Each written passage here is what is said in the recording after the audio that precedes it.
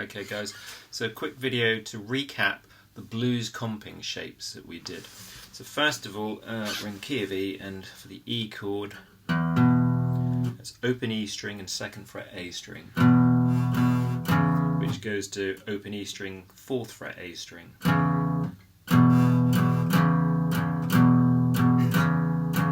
Move that up a set of strings to the A and the D string for the A chord. Exactly the same movement. Back to the E. For the B, we can use this as an anchor finger, take it up to the 9th fret, but you're thinking of your first finger getting to the 7th fret of the E string. So you got frets 7 and 9. And then with the little finger getting to fret 11 on the A string. And then if you want to, you could play A here at the 5th fret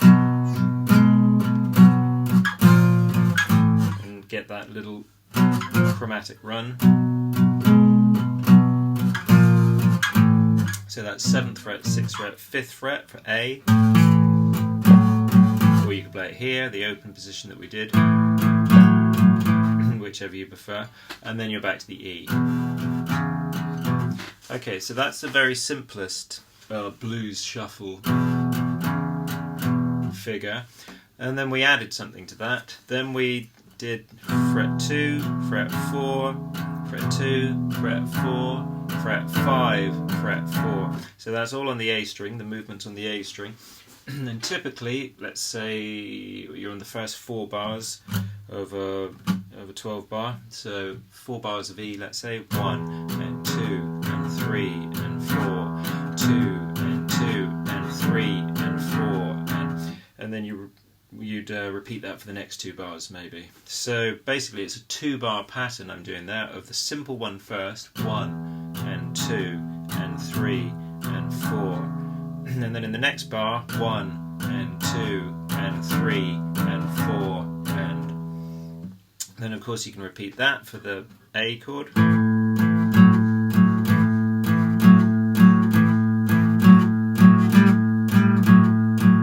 back to the E.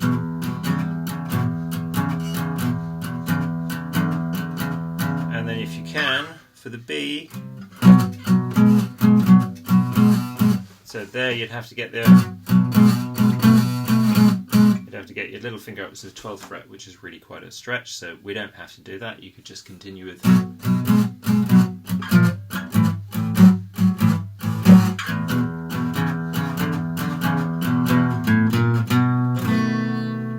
and that little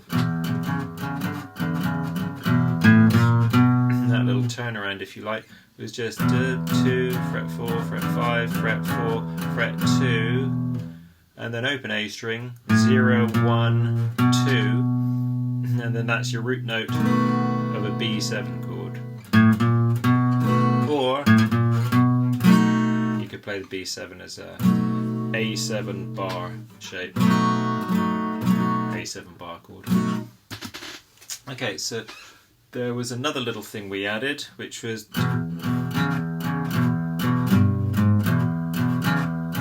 so there was that, which is we got the movement on the A string as usual,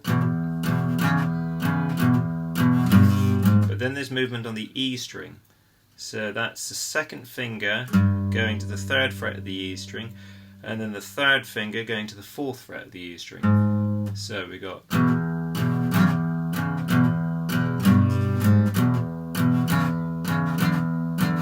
the other one in the 2nd bar, and then of course you can do this for the A, because you can do exactly the same movements for the A chord as you can for the E chord. So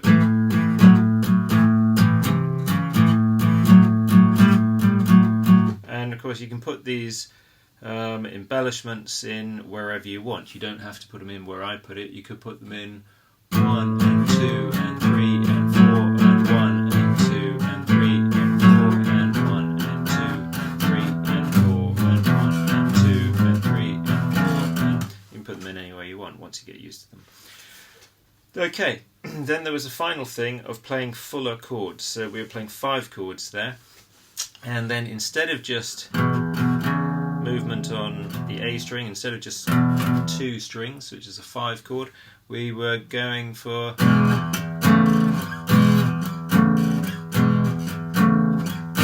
whoops. Okay, so that is this part of the lower part of the chord, the bottom 2 strings, is still the same, but now we've got our second finger there, so we can do full chords. So we're starting off with an E7, and then if you remember, E7, and we went up to this shape, fingers 2 frets apart. The first finger goes from the 1st fret on the G string to the 2nd fret on the G string, and the second finger goes from the 2nd fret of the A string to the 4th fret of the A string, although you might want to use the 3rd finger, because that's quite a big stretch between fingers 1 and 2, so you might want to use the 3rd finger for the A string there on the 4th fret. And if you do use the 3rd finger there, when you get to this shape, which is the E7 shape again, instead of playing it with fingers 1 and 2, you can use that 3rd finger as an anchor, and so that finger, 3rd finger, goes from the 4th fret here to the 5th fret, and then the 1st finger, well, you could use it, you could take it up to the 4th fret on the G string, or you could use the 2nd finger on the G string, 4th fret. But basically this shape is 5th fret on the A string, 4th fret on the G string, whichever fingers you use.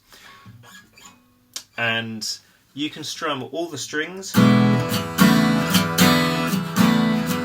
because we're in E, so the B and the E string fit, but then you kind of lose the movement, you lose some of the sound of the movement. So you're losing this sound, excuse me, you're losing this, which is the movement on the G string. And so what I'm doing is I'm strumming just down to the G string, and then bringing my pick to rest on the B string without actually strumming the B string, so that the highest note you hear is that G string note.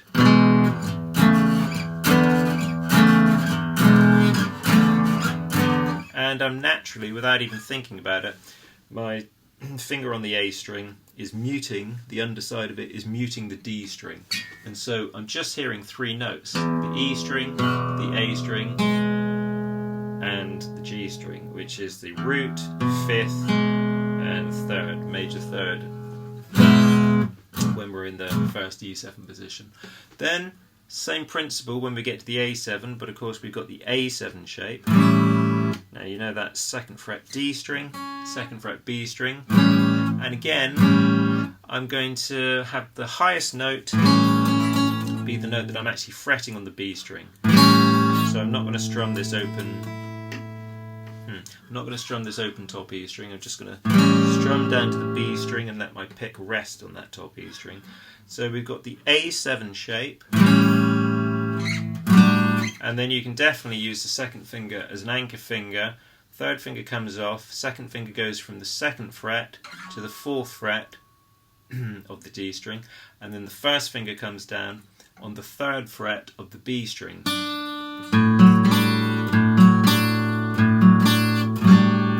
And again, the finger on the D string, the 2nd finger, will be, very possibly without you realising it, muting the D string, and that's fine. Then, if you do get the G string ringing out, it's also fine because it's in the key. Well, it's only in the chord of A7. So that's a matter of taste. So then the next shape, we're back to the A7 shape, but instead of being in the 2nd fret, it's in the 5th fret, yeah, where the dot is. And so that 2nd finger has been an anchor all the way through.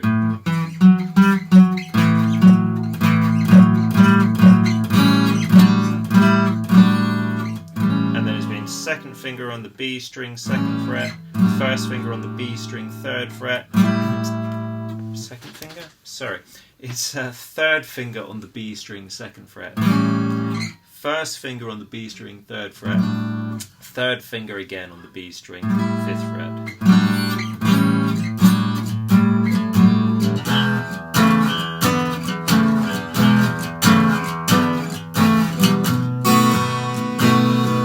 And then for your B chord, well, it's a bit difficult to get that going because you'd have to do a bar and then lots of muting. So for your 5 chord, B7 in this case, you could just be going to the B7 shape.